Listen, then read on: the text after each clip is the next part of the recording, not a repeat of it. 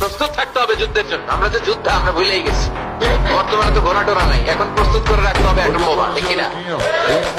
এখন রাখতে হবে AK-47, রকেট লঞ্চার, ড্রোন, মুসলিম মিলিটারি প্রতিরোধ করে তুলবে।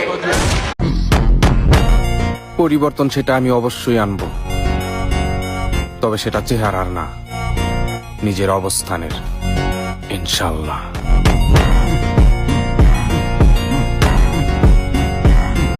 বদরের ৩১৩ জনকেই হারাতে পারোনি, এখন তো আমরা ২০০ কোটি। সময় একটু খারাপ যাচ্ছে, তবে আমরা ফিরবো বদর, ওহুদ, খন্দক অথবা তাবুক হয়ে, ইনশাআল্লাহ।